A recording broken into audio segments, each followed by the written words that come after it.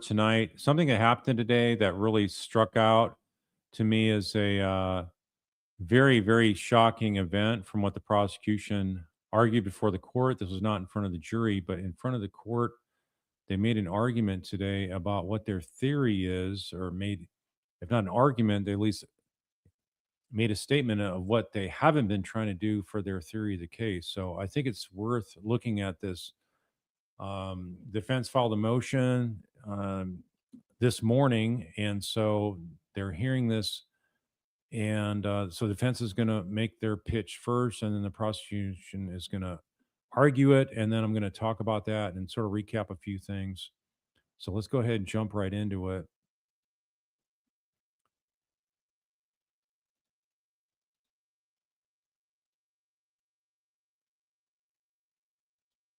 Here we go. All parties are present excluding the jury. All right. Well, what I wanted to do was hear the arguments in regards to the defendant's motion for permission to call witnesses. I know that this was filed this morning, but it's kind of hand in glove with issues that were raised a couple of weeks ago. Same, at least mentioned the same witnesses. So I'm going to hear first from the defendant. They'll hear from the Commonwealth. I will probably take it under advisement and review some of the other documents, but I want to make this decision as soon as I can, so everybody kind of can plan on how they go based on the decision. So Mr. Reddington, let me hear you first on this. Thank you. Your Honor, obviously, I don't have to belabor the obvious. This is a murder trial, very serious business. And we've all been working very hard on the discovery, which, as you can tell, is voluminous. Hundreds and hundreds and hundreds of pages of state police interviews. And I mentioned, about with the government. They have cops, they have people going out and interviewing, they have videos, they have chemists, they have detectives, they have local cops. They want a cup of coffee, they can send 5 cops down the street to get one.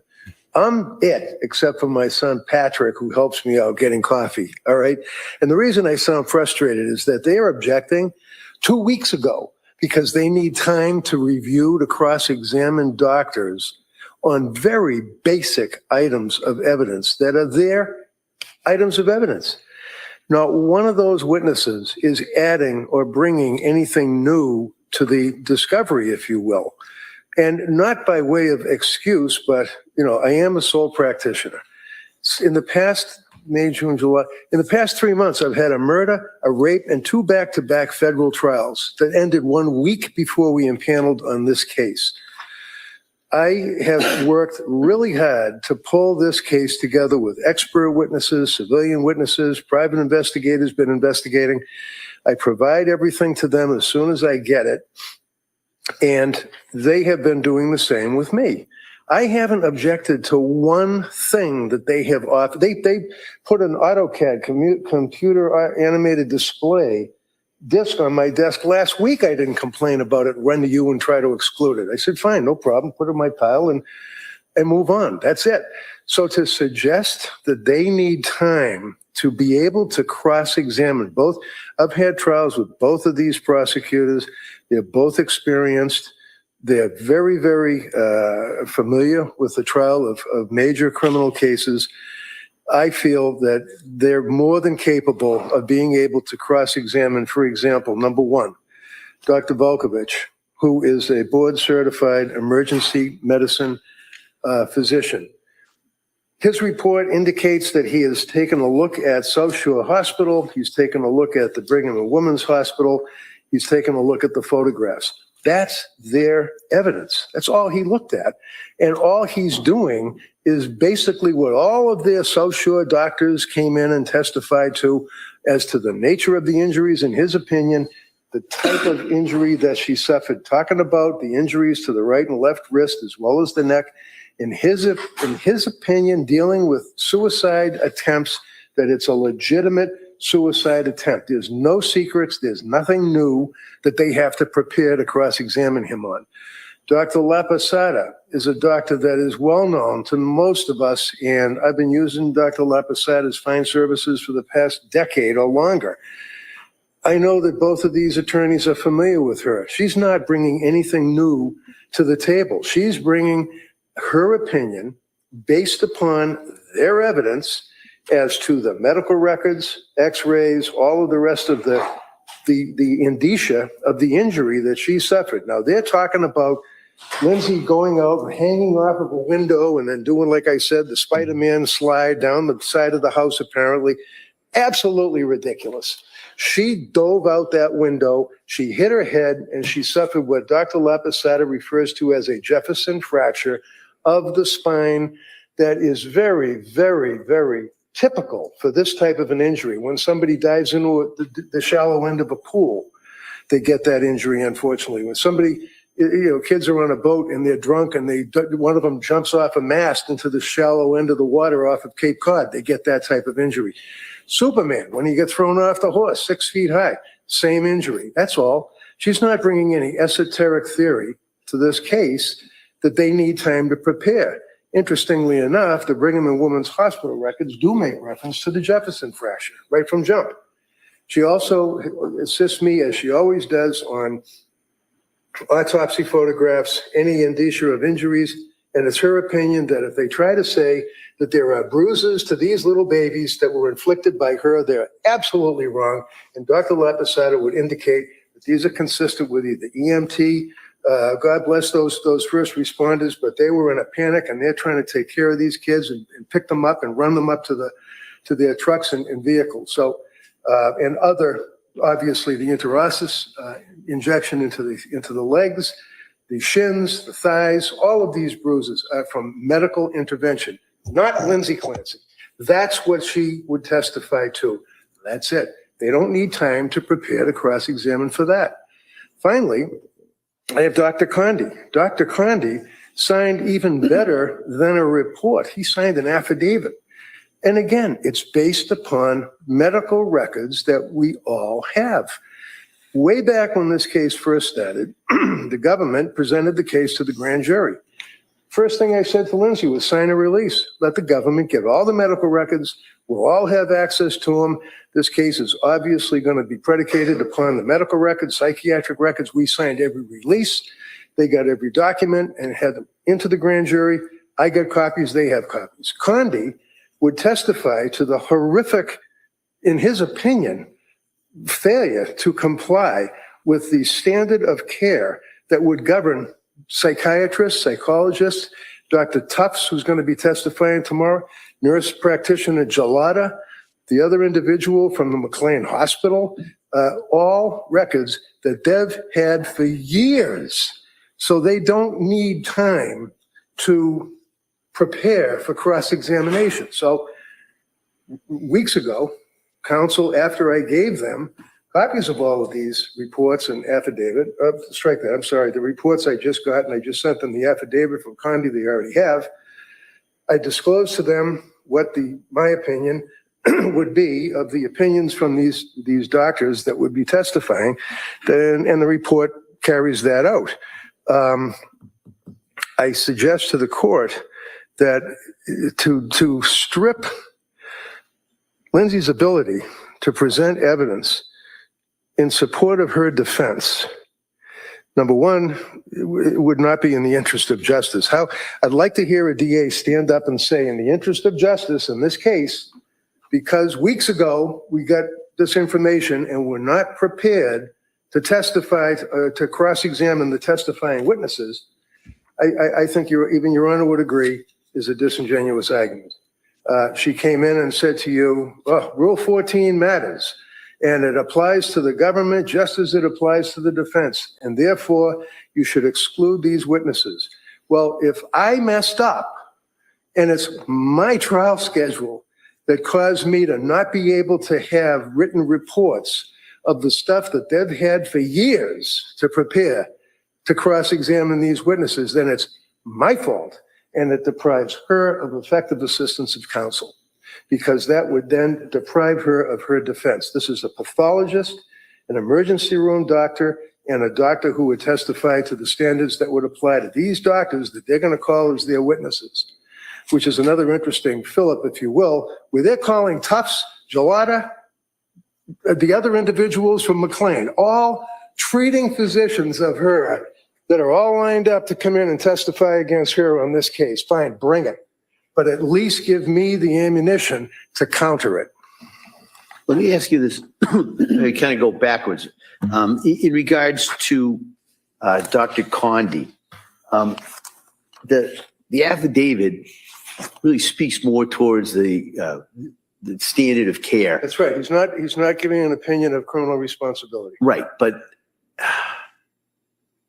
I'm struggling to see how that comes in. Now, maybe.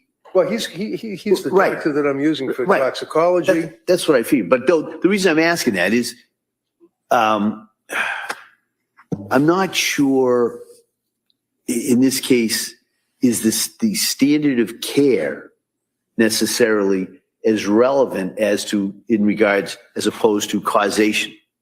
Do you know what I mean? That Well, yeah, I if, think the standard of care does speak to causation. He Why doesn't not? have to use it as standard of care. He can use it as his opinion as to the first doctor that she spoke to, Dr. Tufts, when she presents with a bipolar 1 presentation, and then Tufts prescribes an SSRI to her, which flies in the face of any rational psychiatrist and what they would prescribe and do. He's more than qualified to testify. that's a different question. And that may be more admissible than someone saying, oh, I found what the standard of care, and I find that this violates it. If we have got an expert who says, listen, I am qualified, I looked at these records, I disagree with that treatment, I'd be more inclined to allow that than to get into the standard of care, which is obviously consistent more with the civil world. So with that, I can reach out to Dr. Condi and have him delete reference to standard of care in his report and address the actual treatment as to an opinion as to its appropriateness. But again, on the issue that they're raising, that they need time to prepare to cross-examine, I don't think that lies even if he revises his report by removing standard of care. Well, let me ask you this, because I haven't had an opportunity. This is probably what I'm going to have to look at tonight. Is Dr. Condi adding anything to the expert disclosures that have already been made? Because I know there's disclosures. He's taking the medical records, Tufts, Gelada, McLean Hospital, and just commenting on the care and the treatment that was presented to her as a patient looking for help. That's all he's doing. He's not adding anything. He's talking about the prescriptions that were provided to her, the SSRIs, the antipsychotics, the benzodiazepines, all of that. That's what his opinion is predicated upon, which is all of the prescriptions that the government has already introduced into evidence and is well aware of. Right. And so, but I know that the parties have already exchanged reports months ago. And I know that everybody did that.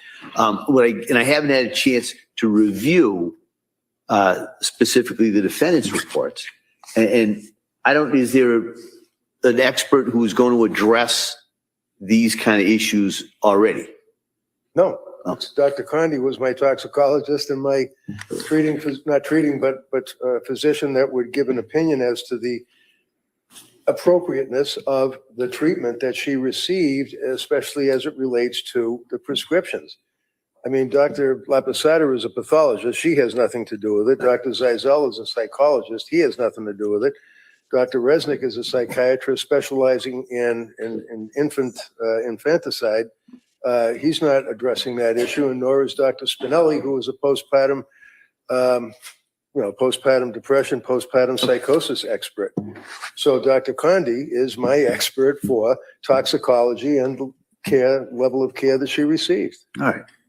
Which guts the defense if their argument that they need time to cross-examine or prepare results in an exclusion. Okay, come on. Thank you, Your Honor. With regard to Dr. Condi, One of my points is going to be that his affidavit addresses the standard of care, which is more of the civil issue, but you've already addressed that with defense counsel's pivot that he would then instead testify about the treatment of the defendant in toxicology. Notice the prosecutor here mentions the word pivot by the defense attorney. So pivot is a key operative word that I think would apply to the prosecution here. So pay attention. This is coming up pretty soon. At the affidavit in which he outlines his qualifications, he's not a toxicologist. He's a physician licensed here in Massachusetts. He's done a residency in general psychiatry, child and adolescent psychiatry, and forensic psychiatry, but he's not a toxicologist. And also, it's not just us having all the same records that makes for cross-examination to be fundamentally fair. There's more to cross-examination than just having the underlying data. It's also knowing more about the expert, being able to look into their publications and their prior testimony, and being able to prepare to rebut anything that they might testify to. And where we have this late disclosure, which was 1 week prior to trial starting, that's fundamentally unfair to the Commonwealth. And I think what Dr. Condi would be testifying to, if it's just limited to her treatment and what was prescribed to her, that's covered by the other three experts that defense already has. They all talk about her treatment, the prescription she was on, and the effects those had on her. So I think that would be redundant, and it would be unfair to the Commonwealth to add this fourth expert to talk about the same things that the other three experts are going to talk about when we haven't had a chance to prepare for this particular expert. For Dr. La Posada, what we have is a 2.5-page letter to Attorney Reddington outlining her thoughts, but it doesn't say what her opinions are based on. It doesn't say which materials she's reviewed and what she's relying on. So I would suggest that it's an insufficient report. And again, with the delayed disclosure, for example, she talks about Jefferson fracture causing the injuries. Well, if we had this information previously and knew this is what they were going to argue, we could have obtained our own expert to talk about the mechanism of injury and Jefferson fractures and all of those things. But we weren't told until a week before trial that she would even potentially be a witness. And then we get this report on July 26th. That's a 2.5-page letter. But didn't we have multiple trauma surgeons, neurosurgeons who've testified? Yeah, the prosecution has just gone to the extreme, bringing every possible witness at the scene, at the hospital, doing everything they can to talk about the gore and the suffering and the trauma done by these done by this mother to her children. There's no dispute about that, okay? But they want to focus on that because they realize the mental health stuff is not in their favor. The mental health drugs that Clancy was on is something that is a huge issue here, and the prosecution is trying to make it sound like it wasn't an issue. So for them to say this is like almost like a trial by ambush by the defense is something that, and they can't prepare for these experts. These are simple points they're trying to bring out. The Jefferson fracture, the type of neck fracture, is something that our own witnesses could have brought out. They should know it. If they're all experts, they should know about it. These surgeons and ER folks that treated Clancy, Lindsay Clancy. So this is something they just trying to keep out experts, just like we've seen in another Massachusetts case I won't even bother to mention. But it's really irks me when prosecutions do not care to see a fair trial. This attorney is not doing some kind of ambush tactics. He mentioned how busy he is. He didn't have time to maybe get these noticed further. He's scrambling to try to get these notices.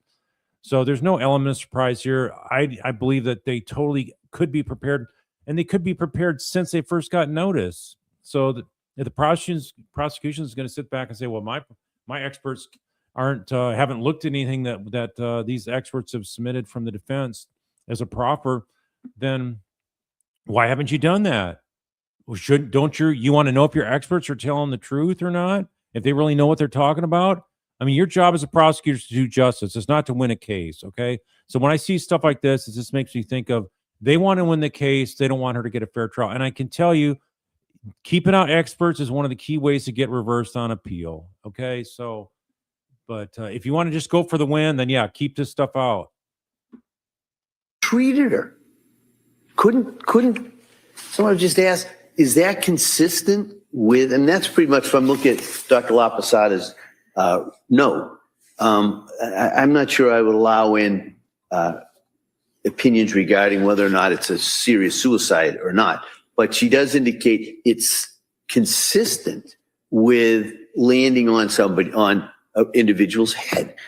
Well, Your Honor, we had a trauma surgeon from the South Shore Hospital testify who said that the injuries that Ms. Clancy sustained were a level 1 and she had to be transported to another hospital where doctors who were trained in those injuries could operate on her.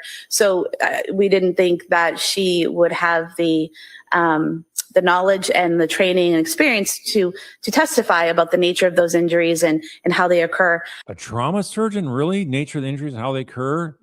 They do this for a living. They should know exactly how these patients come in and say, this is how I got my neck injury.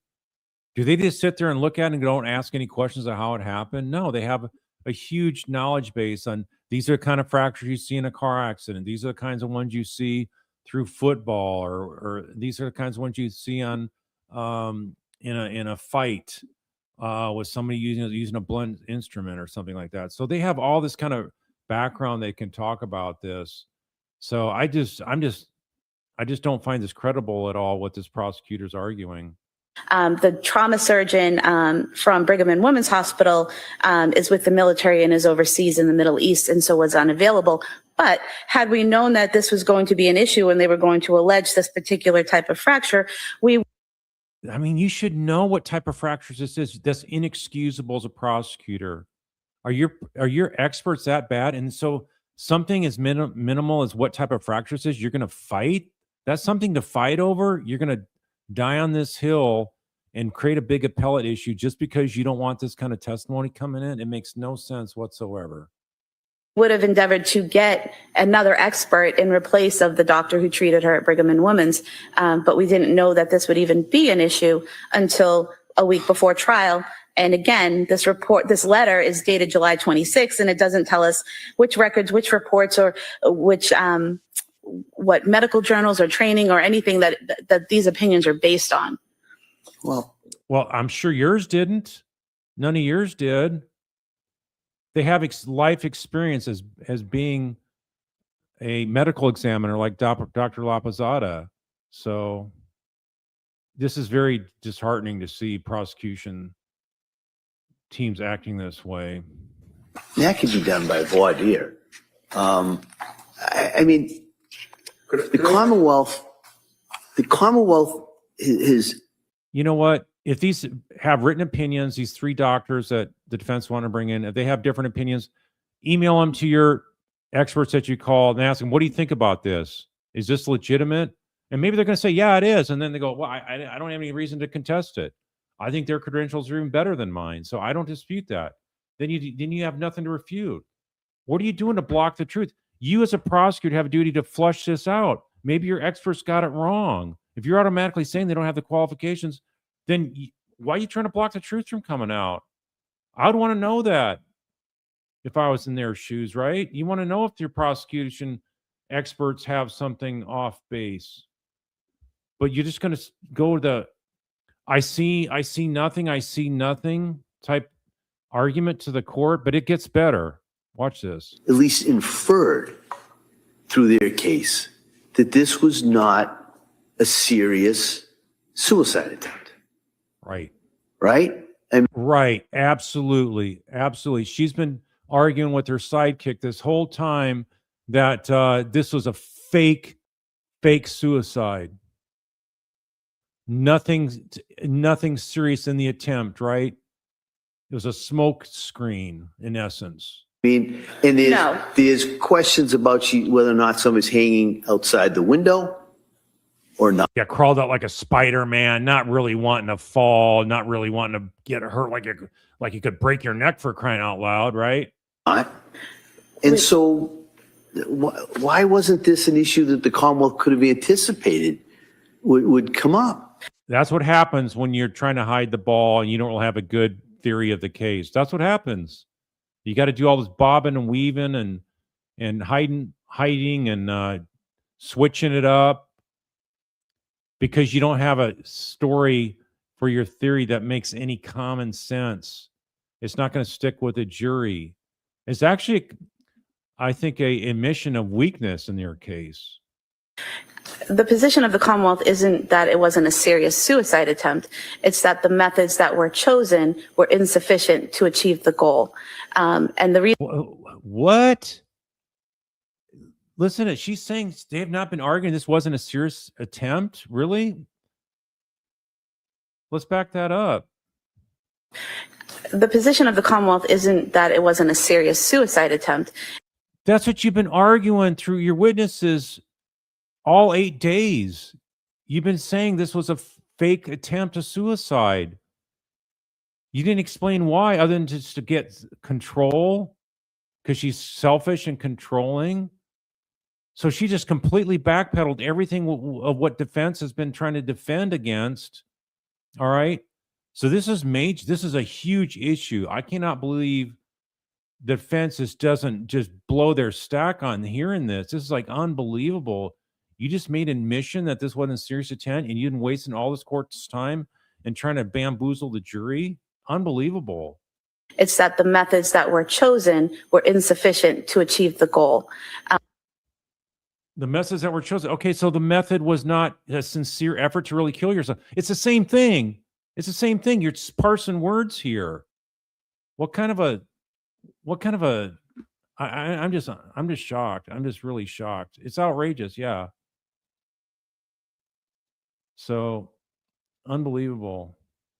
And the reasons for that, we would argue in our closing.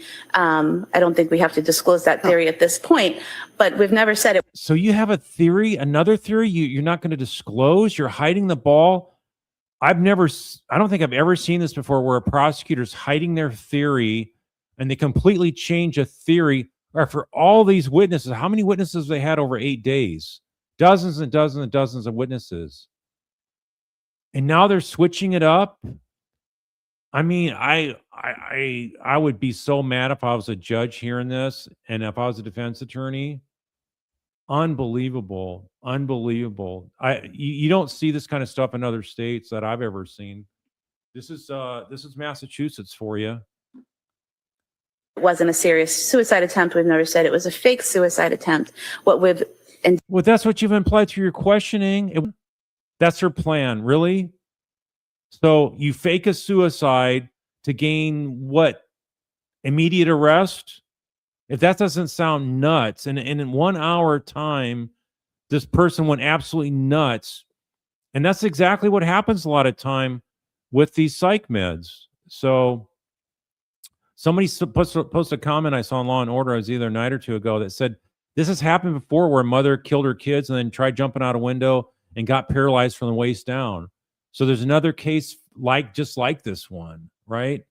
So anyway, I guess the silver lining in this argument that this prosecutor's making that unravels everything she's been trying to do for the last 8 days is they know it's their toast. They know they've messed up. They realize that they look like they don't know what they're doing. They're not going to be able to say it this with a straight face to the jury. So are they going to tell the jury? What are they going to tell the jury? That's what I'm curious to see, how they pivot off this, where they now are going to not bring this up, that it was a fake suicide attempt. So not sure if some of you are saying the audio's not working, breaking up. So not sure what's going on there.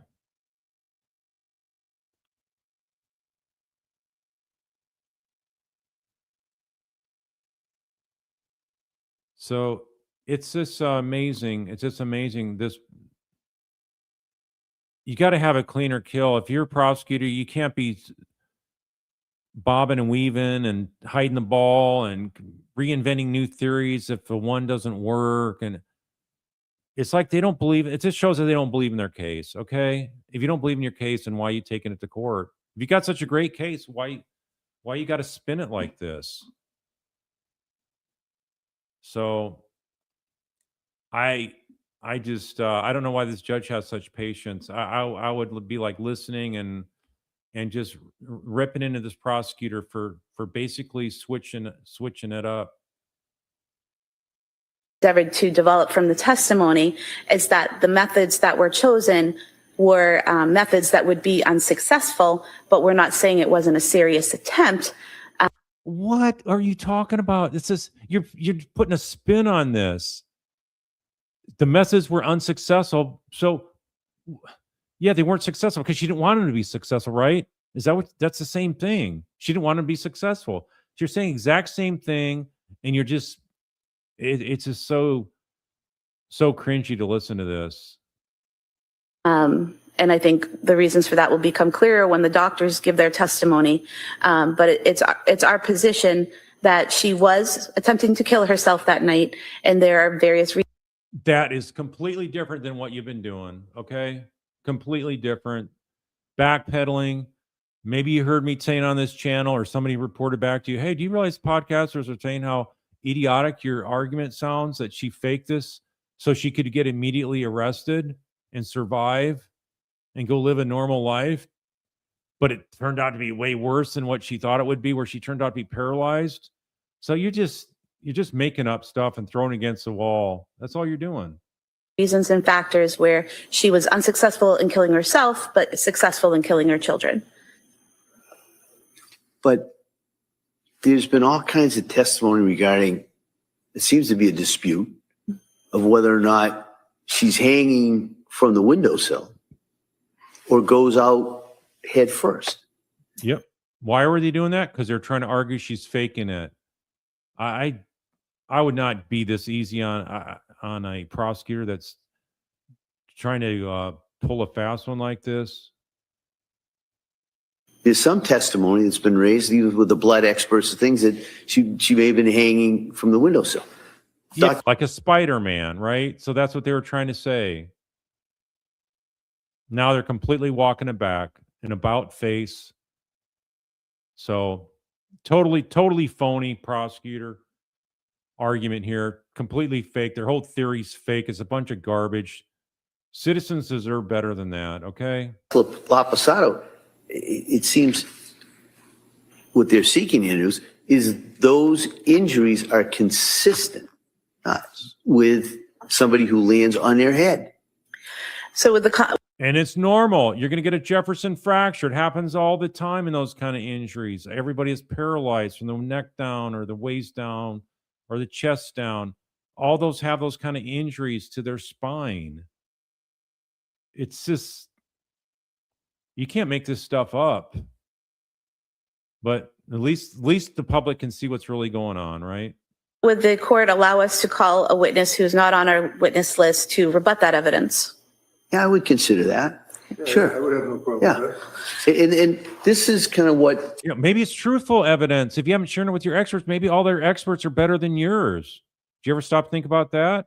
Your job is to do justice, not to play games, make up theories, switch it up, come up with a new theory when your one theory after 8 days gets exposed.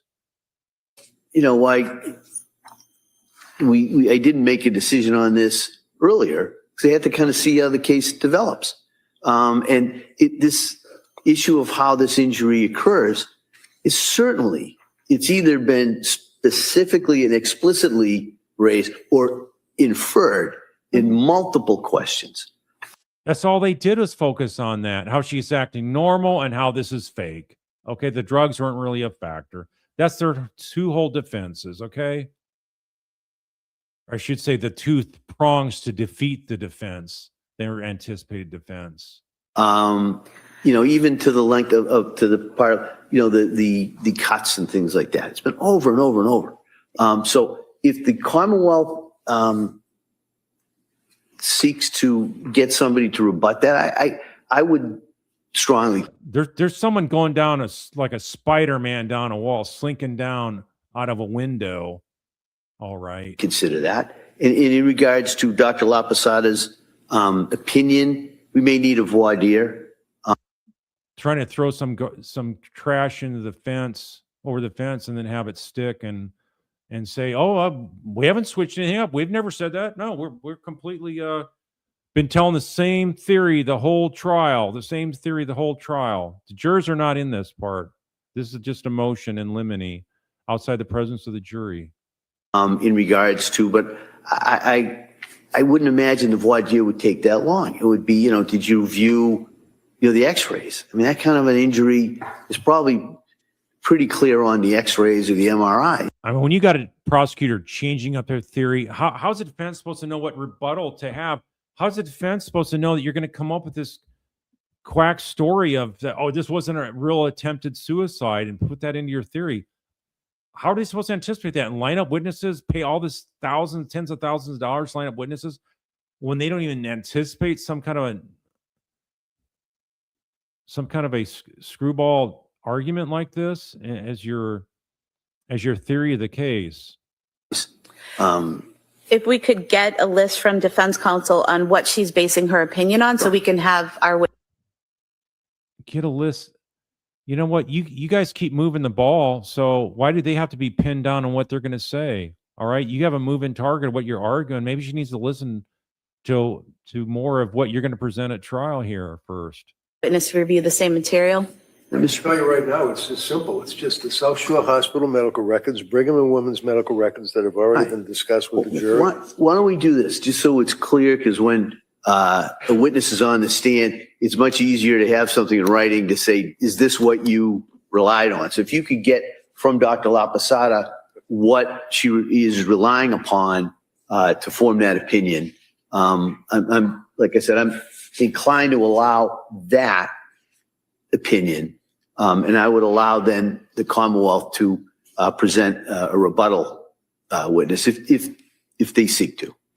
And just note our objection Sure. to that, but also the third expert, what we have here is a letter dated August 4th. That's a page and a half. That's not even signed by, I believe it's Dr. Volkovich. Yeah. I'm more concerned with that is whether or not the opinion is admissible. The opinion, as I see it, is he's reviewed the medical records, and it's his opinion these are injuries that commonly observed in the quote is serious suicide attempts. We could delete serious. Yeah, I mean, or even suicide attempts. That's an opinion. Their doctors waxed eloquently about suicide and whether or not it's. I mean, but delete serious. But I'm just concerned that how are we going to kind of parse out what he looked at? 100 other cases, and then we go through into all of those. So I'm going to have to take a look. That's what I'm going to take under advisement for sure. That doesn't mean he may have other opinions I'm going to have to look at. I think he talked about some of his observations as an emergency room doctor, I think, didn't he?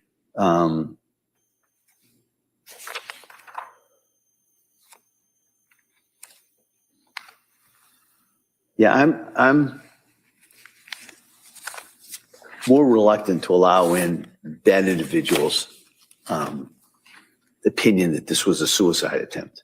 So their South Shore doctors are able to talk about, superficial, as we've heard for a week now, but his opinion that it's consistent with what he's observed in his emergency room treatment is not admissible.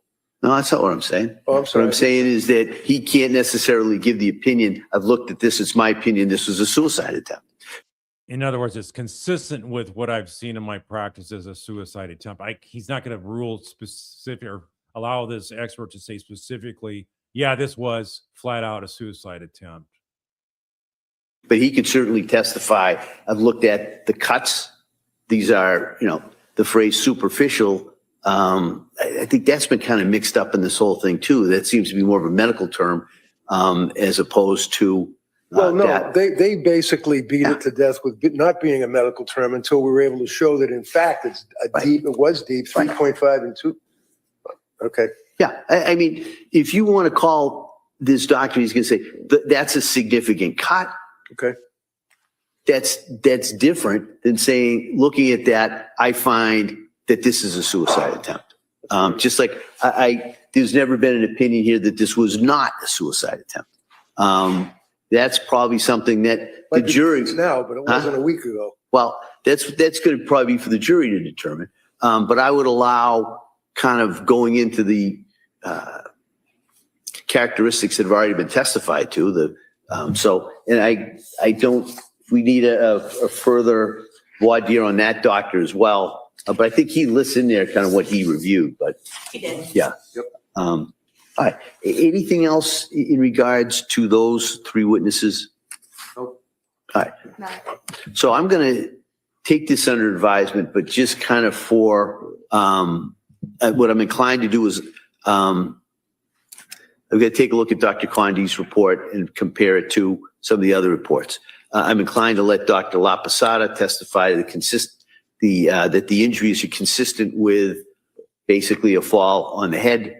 And the last doctor, I'm going to take a look at kind of his language, but I would not be allowing in that his opinion that this is a suicide attempt. But he may testify as to all the other observations that he took from those records. All right. Understood. Just no my objection for what it's worth. All right. And so I'll note the Commonwealth's objection. I'll note the defendant's objection. And so, and like I said, I'll take it under advisement and everybody can renew those objections As it again. relates to Condi, once you make your decision, you let me know. I can certainly reach out to him and have him delete this standard of care and just reference the actual treatment and prescriptions that you receive. All right. All right. So I'll take a look at this. I'll have this tomorrow morning for everybody Okay. when you come in. All right. So my take is I think that the judge is going to allow the main substance of what Mr. Reddington, the defense attorney, is trying to bring in. And it is an absolute denial of a fair trial if this kind of rebuttal testimony is not allowed. And I just wish the judge was tougher and calling out the prosecution for them switching it up. And I mean, in essence, this is really a case where hiding the ball can really affect the defense, and they can really be flat-footed and not prepared properly if the prosecution comes up with a bizarre theory in their opening that a normal person will not conclude from looking at the evidence. And then they want to switch it up when they realize it's not working, either through social media or internal polling or whatever they want to do for people that are watching this. And they realize, oh, we're sort of looking like losing a lot of credibility with the jury, so we got to switch this up. And so it's just to try to keep out experts. And what happens if they argue it and imply it again in their closing? You know, it's too late then.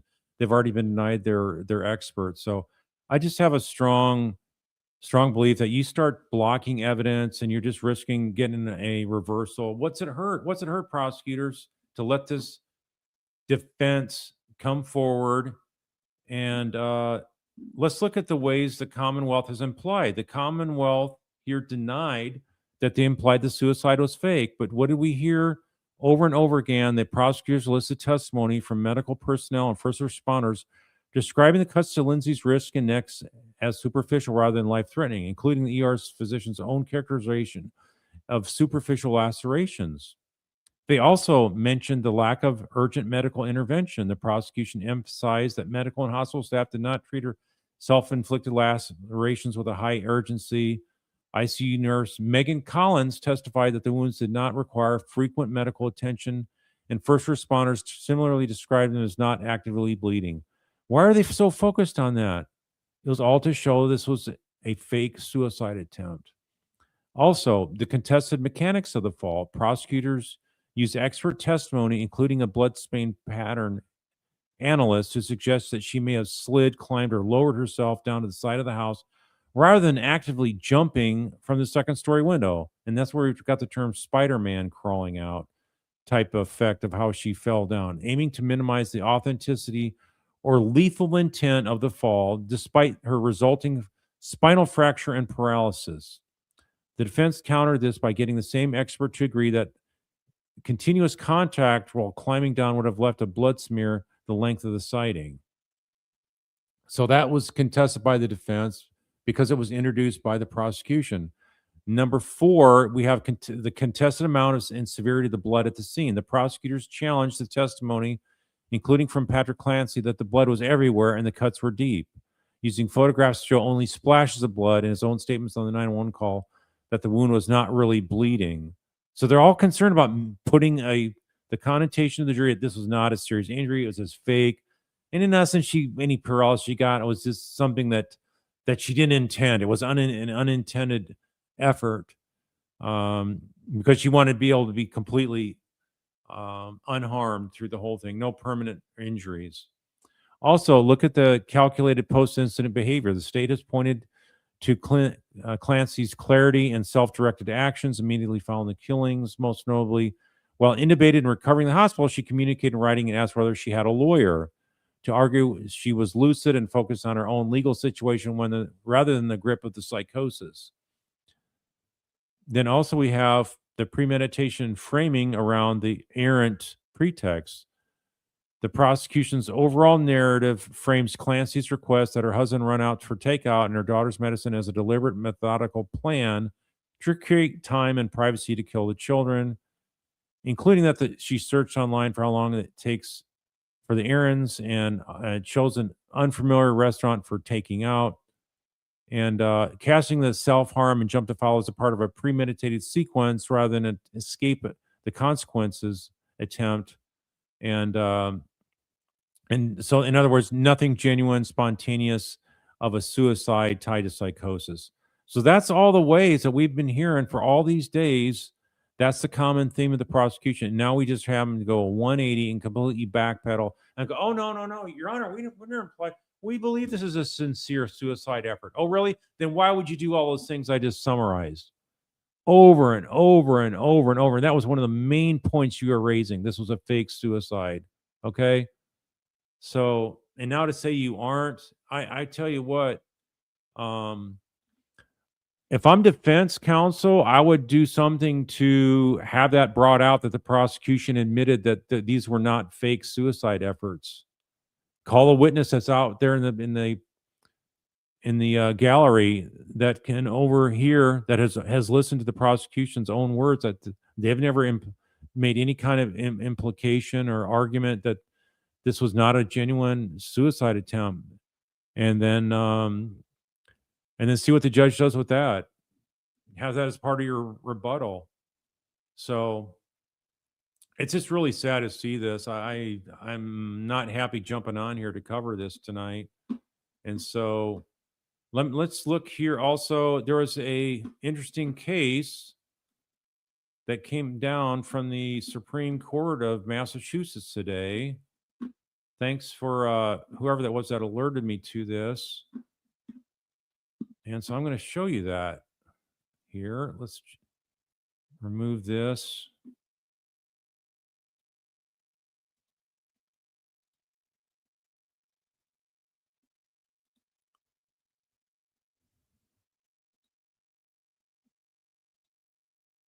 Here we go. It's loading right now.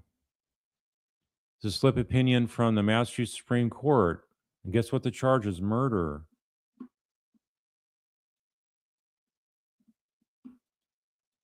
Why is it presenting at this stage? Here we go. So here we have Commonwealth versus Latarsha Sanders. Look at the date, March 6th, 2026 in Plymouth. So this is the highest Supreme Court there in Massachusetts. And look at this one here. In 2018, the defendant stabbed to death her 2 sons, an 8-year-old Edson Marlon Brito and 5-year-old LaSun Brito. The victims were found in separate bedrooms, swaddled in sheets and blankets, having suffered multiple horrific knife wounds. Man, how awful is that? There is no doubt the defendant committed these incomprehensible crimes, just like we have here. Sole issue is whether she lacked criminal responsibility. Imagine that. Very similar to this case. Hold on, this is not moving forward here.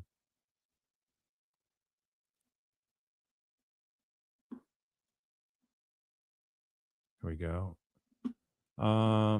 There's no doubt. Here we go. There's no doubt that defendant committed this incomprehensible crimes. It's the same thing we have here. The sole issue was criminal responsibility, just like we got here. Exact same, except we got younger children and a third child that suffered this horrific death. After the trial, the jury convicted the defendant of 2 counts of murder in the first degree on theories of deliberate premeditation and extreme atrocity or cruelty. Okay, sounds very similar to here. And on appeal, the defendant contends that the judge impeded her ability to present a fully criminal responsibility defense by excluding relevant medical records. Admissible, and they cite the statutes documenting post-arrest diagnoses or treatment of the mental illness. So that's exactly, and this is, you know which judge this was before? Judge Sullivan. So you're going to do this exact same mistake now on a very similar case, almost a exact same type of issue. So I've not read through this yet. I just skimmed it.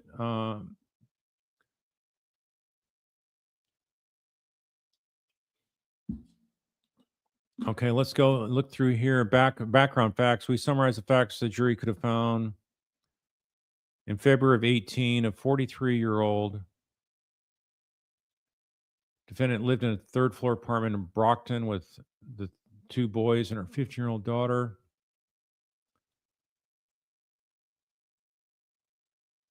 Talk about other family members where they lived. She also had a 17-year-old. Following a disagreement with his mother over household expenses, the older son moved out.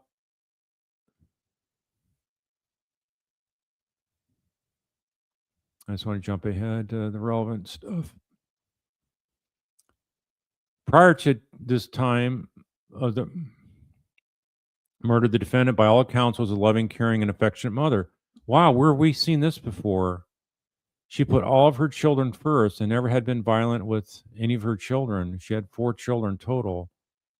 She did not have any documented history of mental illness prior to the murders, a fact emphasized by the Commonwealth. She had, however, become obsessed with a secret society called the Illuminati, fueling her interest by watching videos posted on the internet 24 hours a day. According to the defendant, the Illuminati ruled the world by sacrificing human beings and killed by means of chemical bombs. The defendant was fearful that the Illuminati were out to get her and her children. Responding to this perceived threat, on an unspecified date, the defendant rounded up the kids and fled to Connecticut. She also feared voodoo, a practice she associated with one of her son's father. She killed her children sometime between 3 and 5 February of 2018. On Friday, February 2nd, the defendant and her 2 young sons spent the night with her mother, Erlene, and Randolph. On Saturday morning, February 3rd, the defendant returned to her Brockton apartment with the boys to retrieve clothing and drove back to Erlene's home, accompanied by Tamia. Later that day, the defendant brought the other 2 to a Taunton hospital due to concerns that they had contacted the flu. Despite plans to pick up Tamia at Erlene's home on Saturday, the defendant arrived on Monday morning, February 5, by herself. By then, the parents of the defendant and her behavior had changed. She told Tamia that she needed to protect the 2 boys from their grandmother and her oldest sister Shalea because she feared that they would poison the children. Tamia observed, and it's blocking. Let's see. Here we go. Tamia observed the defense closing was disheveled with one pants leg up, one down. The defendant's eyes appeared dark, her lips dry, her breathing heavy and abnormal. She spoke in a mean and static voice, which she described as very forensic. Of further concern, she slapped her mother across the face. So the defendant slapped her mother across the face, something that she'd never seen before. Leaving her mother's house, the defendant drove her car, accompanied by Tamia, to Shalea's apartment. During the drive, the defendant explained that they were going to beat Shalea up. Tamia, frightened by the defendant, sat in the back seat. Once there, Tamia ran from the car to warn her sister. The defendant lunged at and hit Shalea. Yelling at her mother to stop, Tamia was eventually able to break them up. The defendant then urged Tamia to come home with her because she was not going to do it alone. Tamia refused. On Monday, February 5th, emergency EMTs were dispatched to the defendant's apartment building for a suspected seizure. EMTs found the defendant seated on the porch, rocking forth and back on her blanket. After assessment, they placed her on a stretcher for transport to Brockton Hospital. The chief complained of behavioral issues. The defendant began to scream, flail her arms, kick up her legs, and throw herself back and forth. Asked what was wrong, the defendant responded that Akeem, the name heard by the EMT, and his father were trying to kill her. Police officer also responding to the apartment building searched the defendant's home. They discovered the son's body tucked into a bed in the bedroom adjacent to the kitchen. He was motionless, cold, stiff, and his eyes glazed over, indicating he had been deceased for quite some time. The 5-year-old was covered in blankets and a Spider-Man bathrobe with an elastic bandage wrapped tightly around his neck. Wow, wouldn't you know? Wouldn't you know? What similarities? Wow. He suffered blunt force injuries to his face and back, along with severe stab wounds at his neck and chest that penetrated his external jugular vein, cervical spinal cord, heart, lungs, diaphragm, and liver. In addition, there were postmortem injuries consistent with over 80 superficial incised abdominal wounds and facial skin peeling, which was possibly caused by the rubbing of a corrosive chemical such as bleach. The candle broken into places. Pieces had been shoved down his throat, deep into the esophagus. I mean, it sounds like somebody went nuts, right? On the floor in another bedroom, officers located Marion's lifeless body wrapped in several layers of bedding with his bare feet sticking out. He had suffered an overwhelming amount of blunt force injuries to the neck, transecting the carotid artery, jugular veins, trachea, and spinal cord. We also had stab wounds to the chest cavity that fractured ribs and punctured heart and lungs. Like his younger brother, Marion had been deceased for a little while. There's also evidence that the defendant cleaned the apartment after the killing those two boys. They noticed a strong odor of cleaning fluids on the entry and found ammonia bottles and bleach in the kitchen and a cardboard box filled with bloody bedding. There's also a surprising absence of blood near the bodies, considering the number and extent of sharp knife wounds inflicted on the body. They also discovered a large kitchen knife, visibly bloodstained with Marion's blood in the kitchen sink. The defendant's bedroom. Officers flipped the mattress, revealing the underside was bloodstained again with Marion's blood. And under the mattress were 2 more knives. One of these knives, trace amounts of Lason's blood were later detected. The bathroom, sink, floor, and bathtub were also stained with victims' blood. Man, what a brutal event. Meanwhile, defendant arrived at the hospital emergency department 1:10 p.m. with signs of emotional distress, including moaning, yelling, and expressing fear of something or someone. Dr. Eric Dede, the attending physician, diagnosed the defendant with anxiety and stress reaction. He noted she does not appear to be psychotic. To calm her agitation, Dede administered sedative lorazepam, which reduced her wailing and screaming. Lorazepam, I believe, is a benzodiazepine, a depressant, and At 1:15 p.m., State Police Sergeant and detectives interviewed the defendant at the hospital. In the 35-minute interview, she claimed that her eldest son and his father had stabbed the victims. She insisted I didn't participate in nothing. I was trying to stop it. Responding to police allegations, she posed the question, why would I hit the children? They're my children. Anyway, I don't need to go into everything of this, but let's just go look at the legal issues.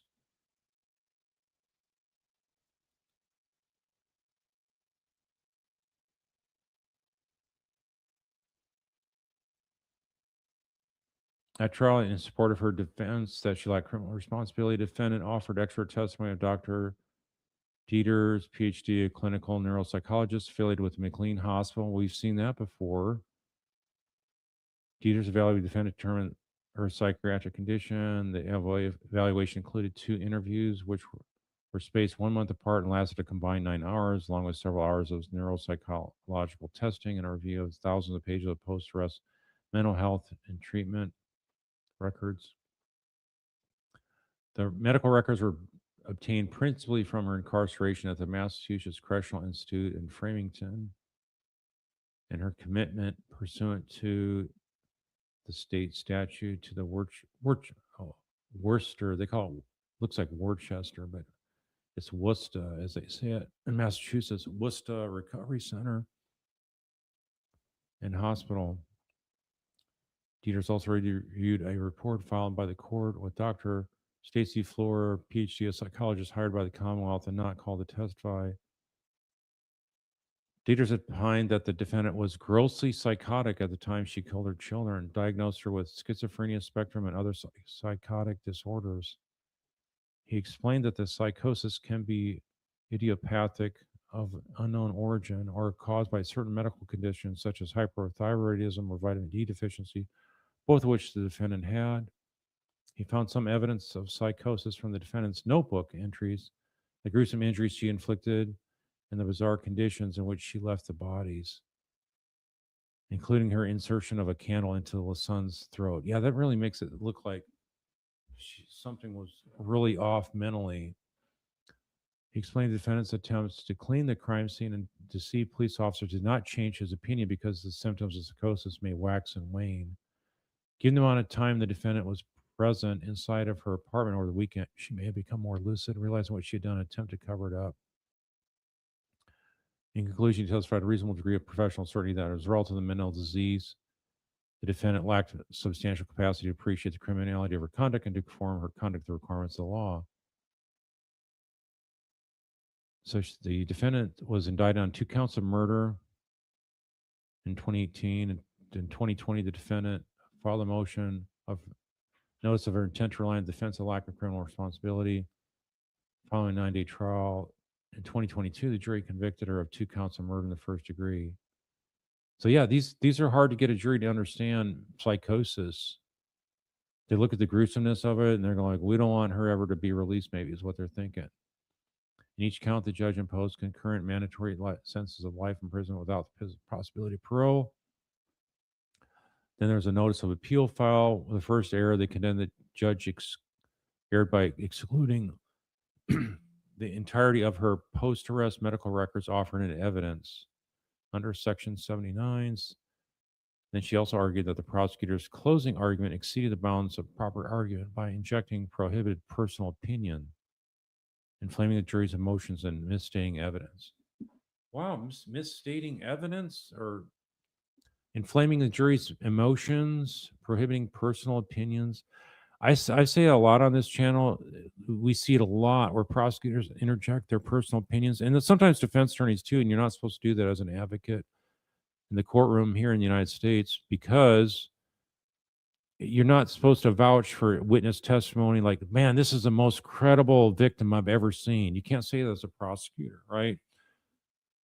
So even defense can't say this is the nastiest lion, dirty, rotten scoundrel, alleged victim you could ever come across, right? You can't do that and do that personal vouching. So neither side should be doing that. But then they look at the exclusion of mental health records, and they Pretrial hearing, defense counsel indicating he intended to introduce medical records obtained from the hospital there where she was treated. He reasoned that because the defense expert Dieters would be referring to the content of those medical records, should be permitted to introduce the records in case the jury wanted to look at them. The judge expressed concern about requiring the jury to sift through thousands of pages of medical records and asked counsel to figure out the best way to highlight important records. Defense counsel indicated that he would be perfectly happy as long as Dieters could say, I looked at the report of Dr. So-and-so from Framingham. That was part of the basis for my opinion. Judge allowed the prosecution additional time to review the records and raise any objections. In his opening statement, the defense counsel previewed portions of the Frampton WRCH medical records. He emphasized the records documented defendant's episodes of psychosis in the facilities, attempts to stabilize her from her insanity. On the fifth day of trial, defense counsel, anticipating the prosecutor might object to portions of Dieter's direct examination referring to the contents of the defendant's medical records, raised the issue whether the medical records were admissible. At this time, defense counsel only referenced the WRCH records. In his report, he said that if the reports are marked as exhibits as part of the record, and therefore Dr. Dieters can testify in terms of what's in those reports that affect his opinion. Later that day, defense counsel argued that Dieters should be permitted to refer to properly admitted records and evidence. Noted he was not required to call the treating physicians to the witness stand, because that's what experts can do. They can review other doctors' notes, records, opinions, and form their own opinion, because that's what they do. They look at all the evidence and can comment on what they like and dislike, what they can agree with, disagree with, etc. And then, of course, you have here the prosecution the next day filed a motion limiting to limit the Dieter's testimony, exclude irrelevant medical records documenting the defendant's post-arrest medical health history. Prosecutor argued the defendant's mental health status almost 2 years after the incident is not appropriate or relevant based of her mental health status at the time of the murders. She also raised a hearsay objection. The judge held a hearing on the Commonwealth's motion in limine to limit the defense expert's testimony. In brief, the Commonwealth objected to the admission of medical records from an irrelevant time frame and inadmissible hearsay. Wow, I can't believe they think that's inadmissible hearsay. That's garbage. That's an absolute garbage argument. Of course, as I just said, experts can testify to things that would be hearsay for other witnesses, but if it's commonly relied upon and normal for experts to look at other experts' opinions, it's not an inadmissible hearsay. It's part of their job, and courts allow it routinely. Let's go continue on. In the form of statements of the defendant's mother contained within the medical records. Yeah, so anything in medical records, hey, so, I talked to the mother today. The mother's saying this and this is what she had been doing. This is part of her childhood. I mean, all that kind of stuff is something experts do rely on and should rely upon. Defense counsel moved to introduce the medical records that have been subpoenaed to the court from Framingham and WRCH. He argued that Dieters would testify that those records were significant for him in forming his professional opinion that's highly admissible. Defense counsel insisted, I've got the right to introduce records that were properly subpoenaed to the clerk's office. The judge raised a concern about allowing an expert to testify on direct examination to potentially unreliable information contained in medical records. Sorry if it's unreliable or not. That's not, the judge is not the gatekeeper. If this is something that the expert normally relies upon, then that should be considered admissible testimony, unless it's something like inflammatory or prejudicial. While deferring a final ruling, the judge rejected the Commonwealth's argument that medical records are too far removed from the time of the murders to be relevant to the criminal responsibility. He ruled that, assuming Dieters relied on records to formulate an opinion, if there was no other objection, he would allow the records in evidence. The next day, the judge denied the defendant's motion to admit the Framingham and WRCH psych record treatment records.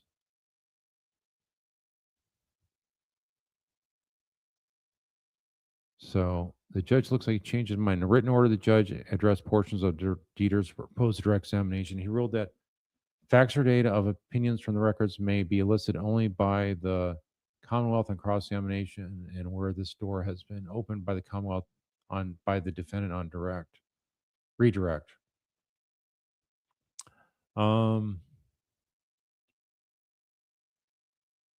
And then they talk about limits on direct examination of an expert witness. Expert witnesses may base their opinion, their testimony on facts personally observed, number one. Number two, evidence already in the record, three, or which is parties represent will be admitted during the course of the proceedings, assuming it to be true, and questions put to the expert witnesses. And three, facts or data not in evidence if the facts or data are independently admissible and are a permissible basis for an expert's opinion to consider in formulating an opinion, and are permissible basis. Okay, that they word it differently in Pennsylvania or what is this, Massachusetts, than what I'm used to seeing.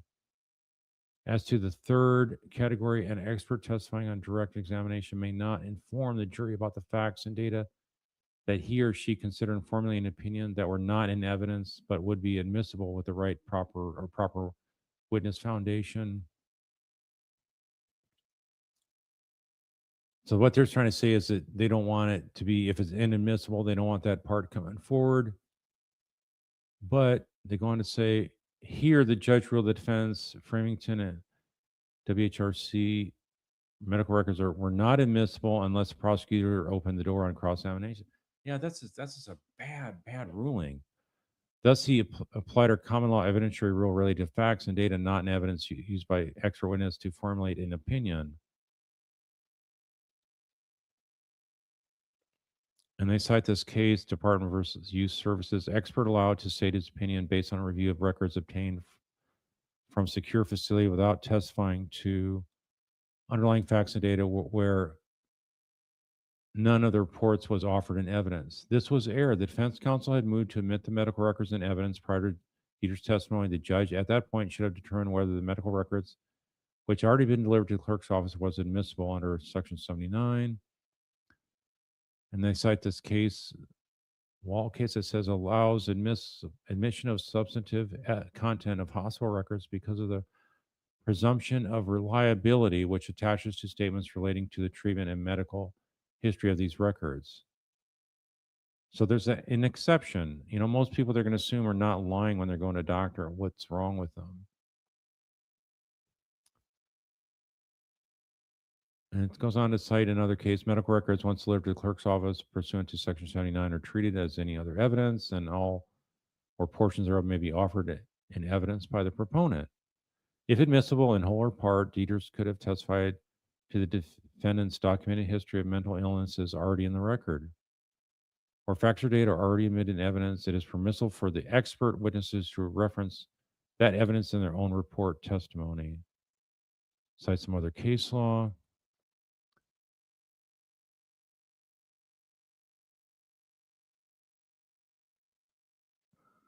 And they do some contrasting of another case, harmonizing and contrasting of another case. And then here they upheld the judge's decision to limit experts' direct examination.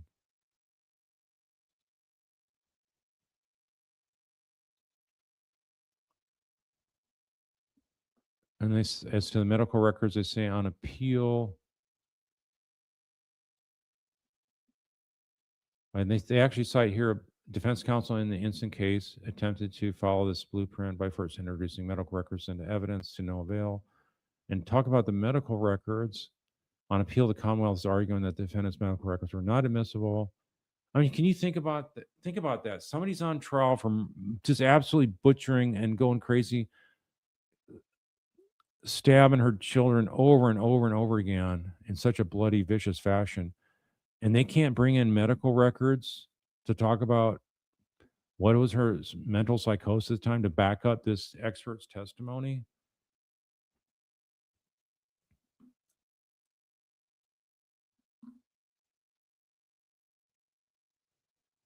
I'm not going to get into all this legal stuff here. There's another 10 plus pages, but let's look at the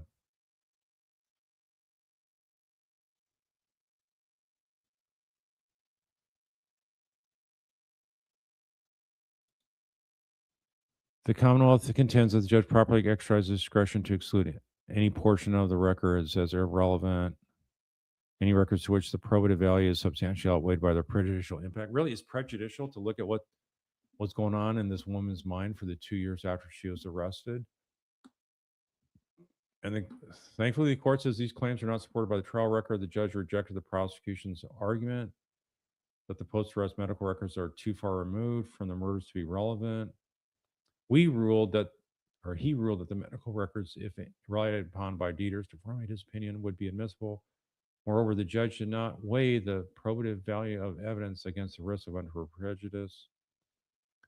In addition, the Commonwealth maintains that the judge properly exercised his discretion to exclude thousands of pages of medical records replete with unreliable second-level hearsay and involves contested widespread diagnosis is not entitled to the presumption of reliability. Although the judge suggested the parties propose redactions to the voluminous records in pretrial hearing and the Commonwealth raised hearsay objections to portions of the medical records, these grounds are not a basis for the judge's ruling. As discussed above, the judge denied the defendant's motion to admit all post-arrest medical records and evidence based on an erroneous application of our common law evidentiary rule limiting the direct examination of expert witness. There is no support in the record for the Commonwealth's position that the judge exercises discretion either to pare down voluminous records or to exclude portions of records containing unreliable second-level hearsay. Then they looked at prejudice.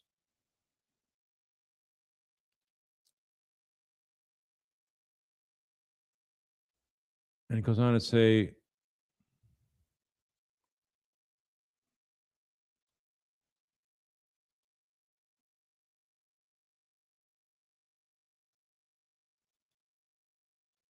Dieters was not allowed to regurgitate the highlights of the medical records, and thus the records were not cumulative.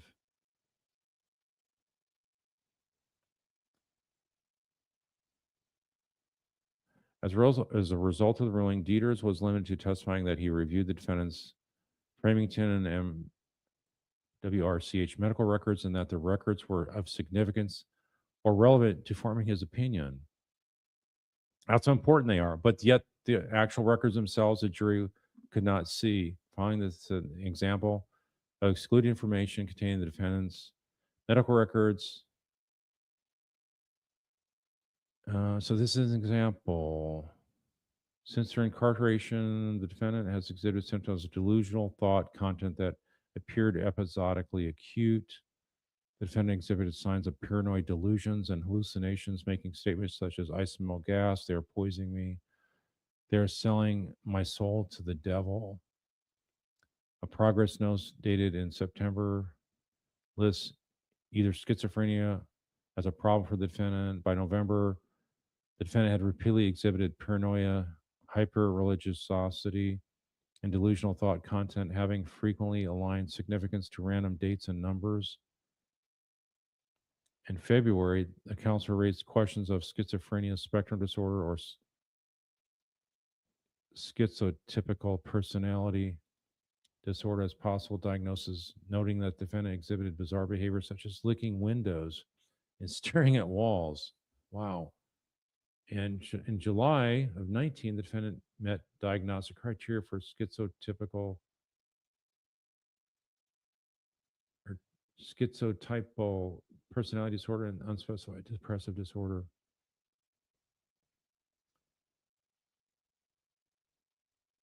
Yeah, and then in September the hospital petitioned to transfer the defendant to an inpatient psych hospital because her behavior was out of control. Judge allowed the petition. Medical records from the defendant's psychiatric commitment not provided to jury included the following information. Anyway, this goes on to talk about all of her psychotic behavior, licking windows. Yeah, I mean, come on, staring at walls.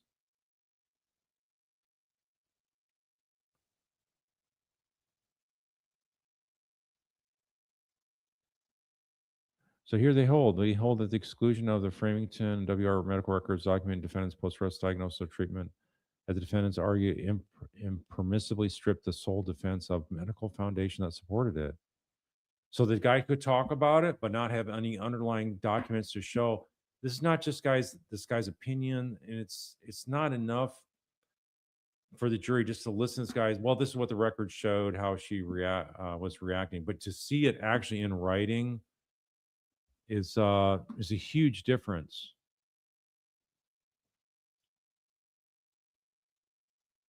Now, here the closing argument is addressed because the issues may arise in retrial. We addressed two of the defendants' claim that the prosecutor exceeded the bounds of permissible closing argument. First, the defendant argues that the prosecution committed profound and prejudicial misconduct by referring to her as evil throughout the closing argument. This perverse character attack, she maintains, was calculated to inflame the passage and prejudice of the jury. It is important to place disputed portions of the closing argument in the context of the entire closing, the jury instructions, and the evidence introduced at trial, citing law. A prosecutor is entitled to argue forcefully for the defendant's conviction by marshaling the facts and evidence and fair inference from those facts. Upsetting facts inherent in the odious nature of crime committed are not off limits where relevant to the issue of the jury, of the issue presented to the jury.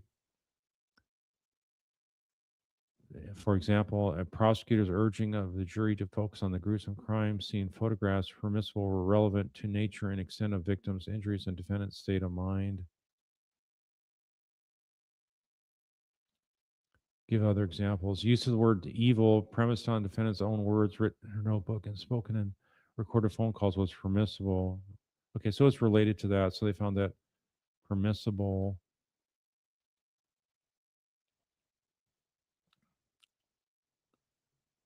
The judge instructed the jury that a person is not criminally responsible for her conduct if, as a result of mental disease or defect, she lacks substantial capacity to either appreciate the criminality or wrongfulness of her conduct or to conform her conduct to the requirements of the law. That's the same thing we have here. That'll be done in this case.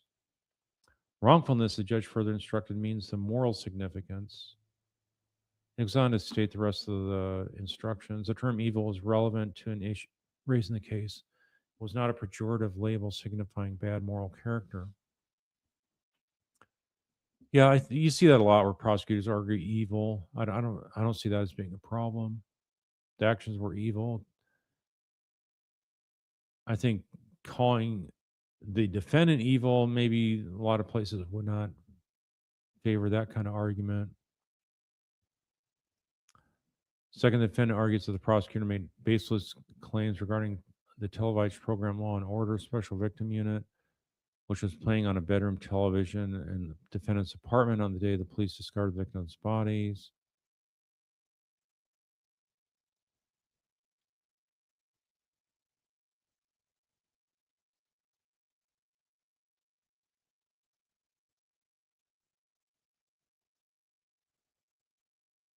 And it says that the prosecutor also argued the defendant used certain episodes of the TV program to concoct her story. Maybe there was something to that television that gave her the idea that helped her come up with the hallucinations, not the illusions, but the lies. And they cite what the prosecutor asked Dr. Dieters.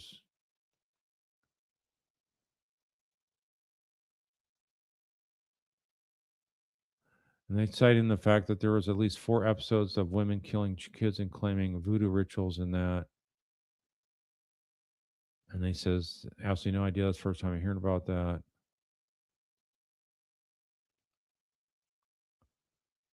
Portions of the prosecutor's argument relating to the television program were impermissible. And they cite a case law. Prosecutor may not misstate evidence nor refer to facts on evidence. No testimony or reasonable inference drawn from testimony established connection between the television program that happened to be playing during the police investigation and the earlier murders. There's no evidence to suggest the defendant watched episodes of the television program involving child murder and voodoo rituals or copied the plot lines. For the foregoing reasons, the judgments are vacated and the verdicts are set aside and the matter is remanded to Superior Court for a new trial. So there we have it. This was hot off the presses today. And there's a lot of differences of it. This defendant was not in a psychosis from postpartum, but had other mental issues going on, schizophrenia and whatnot. So,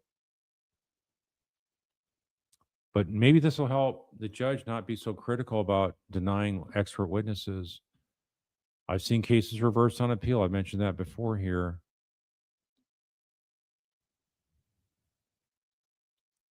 You don't want to deny expert witness. Even the prosecution says that they got scrambled to try to get preparation for those. You want to know what the truth is for your witnesses, your experts.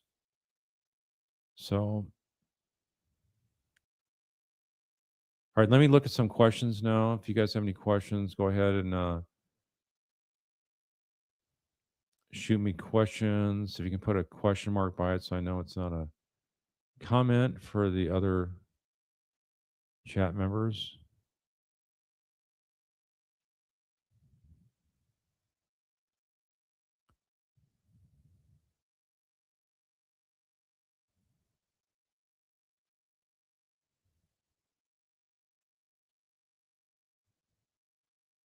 Can't think of. You're saying, I think they're trying to prove exactly that she was acting normally leading up to the incident so that she wasn't out of her mind, like Zami didn't know what she was doing. Yeah, well, I think that's true. I think they're hoping that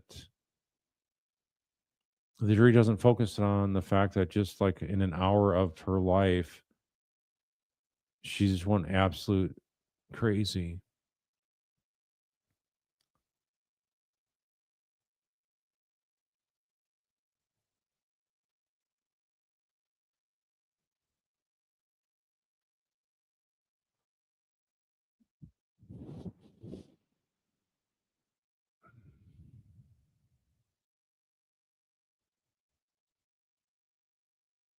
I don't know if the judge would have seen this opinion coming down the pike before this hearing today. I doubt he read it. So, what do you guys think of the prosecution doing this kind of stuff?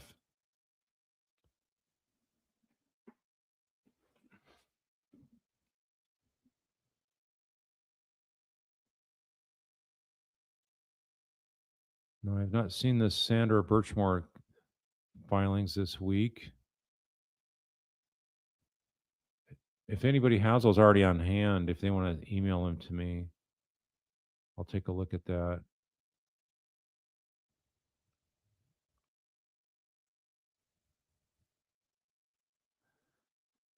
Why doesn't the judge ask why the Commonwealth theory has changed, which it has in multiple times?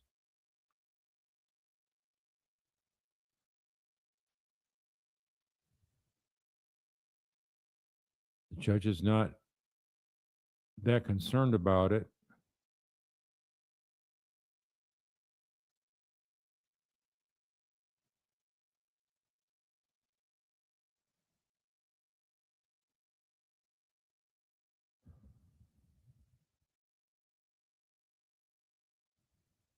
Yeah, I don't know why these prosecutors are doing this. I just hate to see this.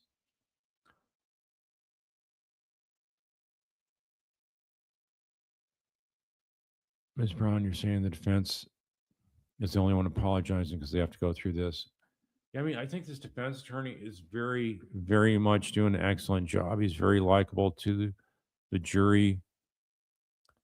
He's like 75 years old and he's come across as like a grandfatherly, wise gentleman, very respectful of witnesses, gets flustered at times, explains why he's flustered or frustrated with things going on with the prosecution.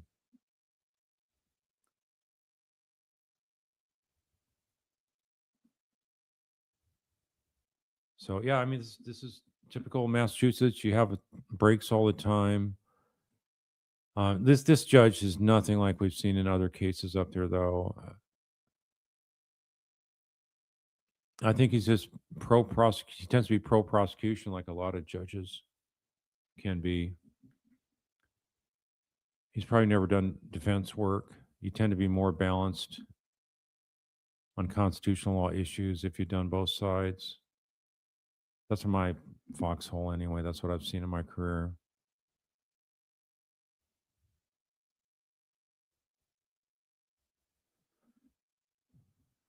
Horseback skydiving. In the event of a hung jury, what's the next step? Sit in the county jail and definitely change the venue, judge trial instead of jury one.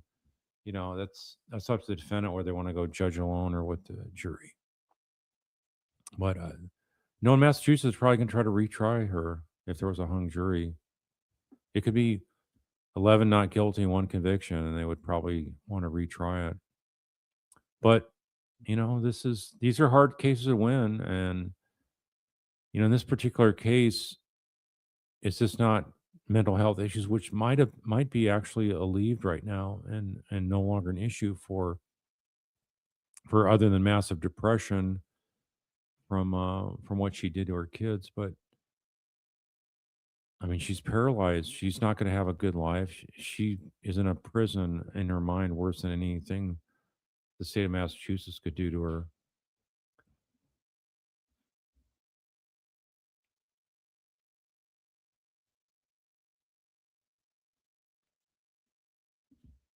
Yeah, I just don't trust these prosecutors. You got to have trust and credibility.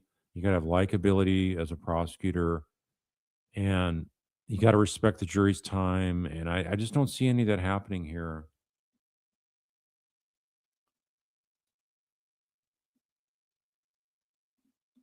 I think they're hurting that their tactics are hurting their chances of getting a conviction.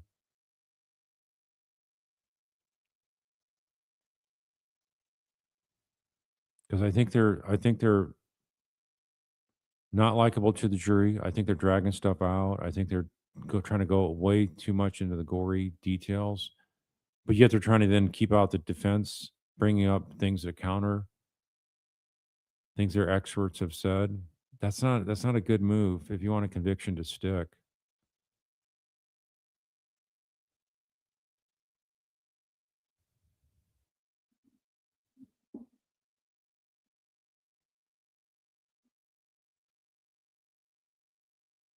CJ in LA, she's going to be in mental institutions probably for a long time. And just like the guy that Hinckley that shot Reagan, he's out. He's released now. When did that shooting happen? In the 80s, mid 80s? And he got released how many years ago? Was that 10, 15 years ago? I never thought that would have happened.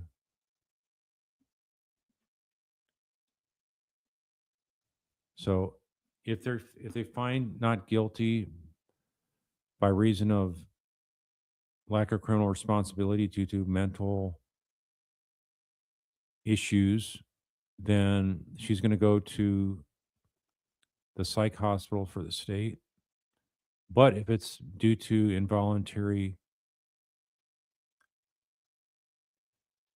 intoxication defense, that's a complete defense, and she could leave the courthouse and not have to have any control by the state anymore.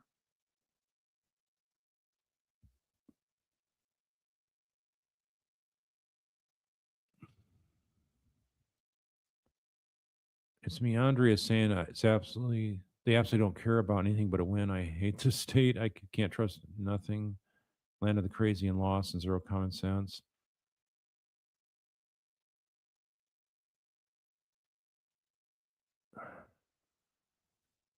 Lisa, Lonnie, no. In closing, they cannot argue that this is what happened to Andrea Yates. No. A lot of people may not know what happened to Andrea Yates.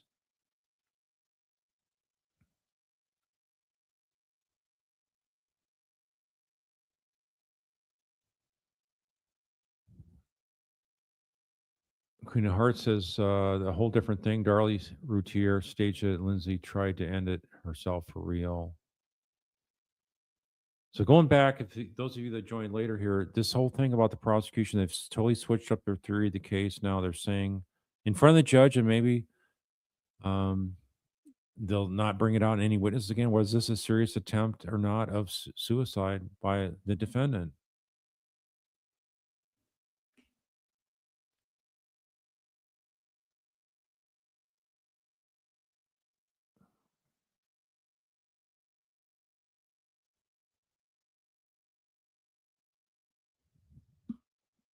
Little Haro, does Mr. Rankin have a good chance at directed verdict once the Commonwealth rests? Can the judge impose mental hospital versus a life sentence, even if the jury convicts? In let's see, the first one, a good chance at directed verdict. I don't think so. Most judges do not like directed verdicts. Viewing facts in a light most favorable to the prosecution. That's a really something that a lot of prosecutors are normally successful at. The judge is going to let the jury decide. They don't want to supersede their decision making.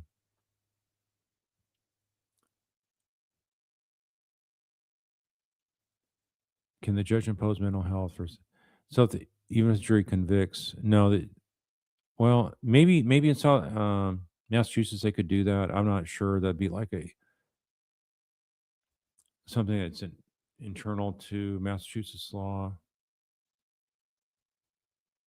If he thought it was unsupported, then I think he could probably do that. Inherent authority of the judge. If there's a lack of sufficiency of the evidence to believe that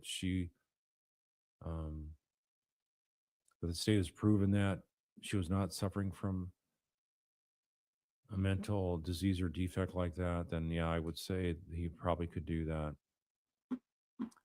But a lot of judges, this kind of stuff, they just want to walk away from it. I think it's really tough to override a jury on a murder case.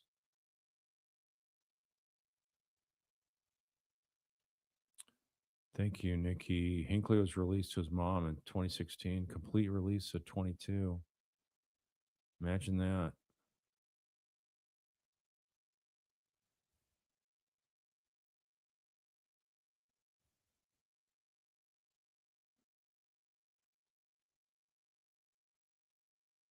Ms. Brown, you're saying, I think the prosecution's problem is they couldn't find a motive, so they had to invent this fake suicide nonsense. Yeah, but like I say, if it's a fake suicide, then that means she knew she was going to be immediately arrested and her life's over. Her life is over because let's say she's not injured permanently or severely in any way, shape, or form, and then she can be arrested for triple murder? That makes no sense.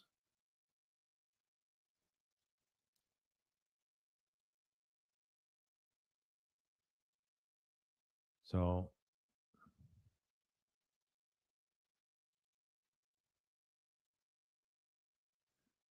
yeah, so what do we have today?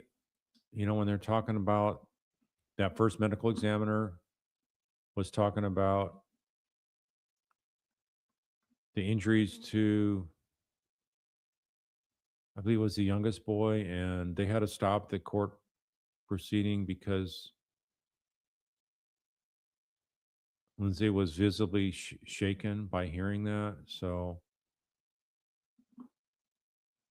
but there's other people that say, you know what? Sorry, they don't want to look at the drug issue. They don't think she was psychotic. So there's a lot of people differing of their opinions on this.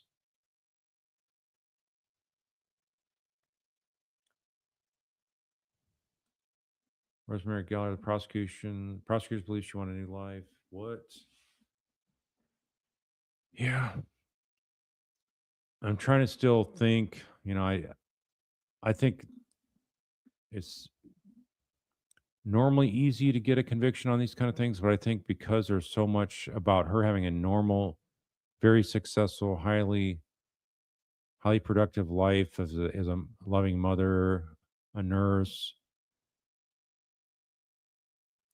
a wife, and all that kind of stuff, I think she may have a shot. She may have a shot of at least a hung jury, but either way, she's going to be probably put in a state mental facility because I don't think the jail, excuse me, the prison there could able to take care of her.